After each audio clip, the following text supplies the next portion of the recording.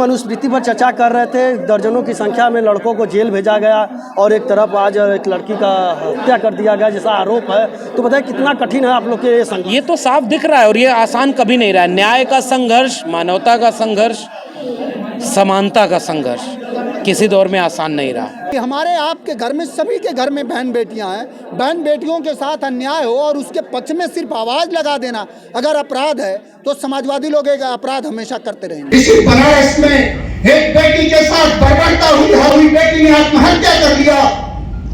बेटी के परिवार का आरोप है कि आत्महत्या नहीं बल्कि उसकी हत्या करी गई है। हमारी पार्टी ने और हमने जब आवाज उठाई, संविधान हमारा सम्मान है, संविधान को बचाने के लिए हम एकजुट होकर के लड़ेंगे। इसी उम्मीद के साथ जय भीम, जय मंडल, जय संविधान, उल गुलाम जिंदाबाद, इनकलाब जिंदाबाद। आपको सवाल पूछने का मौका मिलेगा, लेकिन एक सिस्टम के साथ। डॉक्टर लक्ष्मण यादव जी है, इनसे बातचीत करते हैं। लक्ष्मण जी एक सेकंड सर, अभी आप आज बनारस में आए हैं और इसी बनारस में एक छात्रा के साथ दुष्कर्म का आरोप लगा और उसका हत्या कर दिया गया, और आप इस पर क्या कहना चाहेंगे? ये वो मौजूदा वक्त के जो हालात हैं, किसी भी कमज़ोर, दलित, पिछड़े, गरीब, मजदूर, किसान, उनके लिए बहुत विपरीत हैं, बहुत त्रासद हैं। ऐसी तमाम घटनाएं होती जा रही हैं और ये दिन पे दिन बढ़ता जा रहा है। समय रहते पूरे समाज को जागरूक होकर के, एकजुट होकर के ऐसी हर घटना के खिलाफ खड़ा होना चाहिए और हम चाहते हैं कि इसकी कड़ी जांच हो।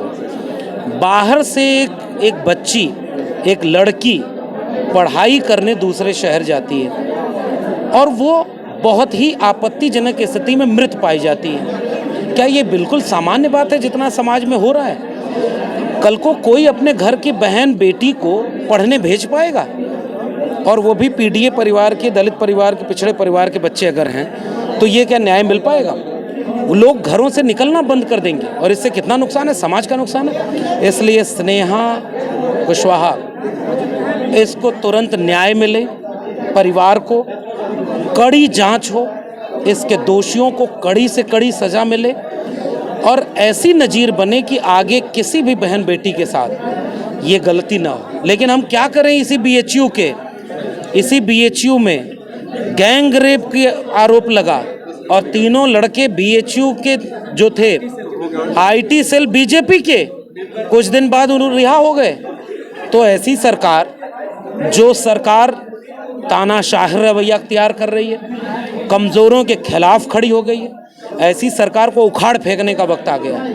अभी आपने देखा कि लक्ष्मण जी की मनुस्मृति पर चर्चा कर रहे थे। दर्जनों की संख्या में लड़कों को जेल भेजा गया और एक तरफ आज एक लड़की का हत्या कर दिया गया जैसा आरोप है, तो बताइए कितना कठिन है आप लोग के संघर्ष? ये तो साफ दिख रहा है और ये आसान कभी नहीं रहा है। न्याय का संघर्ष, मानवता का संघर्ष, समानता का संघर्ष किसी दौर में आसान नहीं रहा।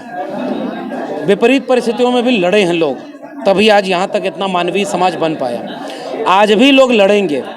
जालिम जुल्म बढ़ा रहा है, झूठे मुकदमे कर रहा है, लोगों को डरा रहा है और धमका रहा है, खरीद रहा है, कमज़ोर कर रहा है। लड़ने वाले लेकिन फिर भी थोड़े से लोग भी रहेंगे तो वो लड़ेंगे। जिस तरह से लगातार पीड़ित के पक्ष में खड़े होते हैं, उनकी आवाज़ उठाते हैं, तो आपके खिलाफ मुकदमा दर्ज कर लिया जाता है। ये किस तरह का संविधान का पालन कर रही है यहाँ की पुलिस? इसका केवल वजह यही है, 100 लोग हैं बैठे, पहलवा प्राइमरी स्कूल का मास्टर कुल जाओ जब पढ़ावे जाए, ना पढ़ावे का मन करे, गड़बड़ करे का मन करे, तो एक बच्चे को बुला के पीट देते थे तो बाकी बच्चे डर जाते थे। तो नालायक जो मास्टर हो ना, वो जैसे बच्चों को डरा देता था एक बच्चे को पीट करके, वैसे ही कुछ तानाशाही लोग जब सत्ता में बैठ जाएं तो बोलने वालों में से किसी को मुकदमा कर दो, किसी को डरा दो, जेल में डाल दो, बाकी लोग डर जाएगा। ये सरकार ये काम कर रही है। मैं ये कह रहा हूँ कि पूरे समाज को पहचानना होगा कि अगर गलत के खिलाफ लड़ने वाला, अन्याय के खिलाफ बोलने वाला कोई एक व्यक्ति अगर इस तरह के जुल्म का शिकार हो तो पूरा समाज उसके साथ कंधे से कंधा मिला खड़ा हो जाए। क्योंकि समाज अगर नहीं खड़ा होगा तो कल को कोई लड़ना नहीं पसंद करेगा, कोई बोलने नहीं आएगा, और बोलने वाला अगर अकेला होगा तो मारा जाएगा। इसलिए सब समाज को खड़े हो जाना चाहिए जो भी इस तरह का कर रहा है, और जो लड़ने आ रहा है वो तो सर पे कफन बांध के आ ही रहा है। मेरा अंतिम सवाल है कि आप यहाँ पे संविधान की बात कर रहे थे, पिछड़ों की जगाने की बात करते हैं, उनको आपस में एकजुट होने की बात करते हैं, तो दूसरी तरफ अंबेडकर कहना फैशन हो गया। इस तरह से हमारे गृह मंत्री ने इसीलिए कहा कि गृह मंत्री अमित शाह को माफ़ी मांगनी चाहिए। बाबा साहब डॉक्टर भीमराव अंबेडकर का ये अपमान है और ये अपमान हम बर्दाश्त नहीं करेंगे, और पूरा समाज आज नाराज है। उचित समय आने पर बीजेपी को इसका जवाब देगा। बहुत धन्यवाद। इस तरह से मौजूदा सरकार संविधान को लेकर और दलितों को लेकर काम कर रही है, हमारे देश के लिए ठीक नहीं है और न ही हमारे लोगों के लिए। करते हैं मनोज काका जी पर भी मुकदमे दर्ज हो गए हैं। सर, अभी आप जिस तरह से आज आप बनारस में आए हैं और बनारस में एक बहुत बड़ी घटना हुई है, एक बेटी का जो है कि यहाँ पर हत्या कर दिया गया, परिवार वालों का आरोप है, क्या कहना चाहिए? देखिए, खबर भारत के माध्यम से परिवार वालों का जो आरोप है, इस देश में हमेशा से ये बात रही है कि मानवता और इंसानियत के पक्ष में खड़ा हुआ जाता है। आप एक बेटी की हत्या कर दी गई, परिवार का ये आरोप है कि बलात्कार करके हत्या कर दिया गया और उसे लटका दिया गया। जिस तरह से एक बेटी के साथ अन्याय हुआ, उस परिवार के पक्ष में खड़े होने के बजाय जो लोग आवाज़ उठा रहे हैं उस पर मुकदमा हो रहा है। ये घोर तरह का तानाशाही है, ये निर्ममता है, ये निष्ठुरता है, और ये इस तरह के तानाशाही का हम लोग हमेशा संवेदना से और संवैधानिक रूप से जवाब देते रहेंगे। और उस पीड़ित परिवार के साथ माननीय राष्ट्रीय अध्यक्ष जी, पूरी समाजवादी पार्टी, हम सभी लोग खड़े हैं। उस परिवार के लगातार हम लोग संपर्क में हैं और जो हो सकेगा उसकी मदद देगी।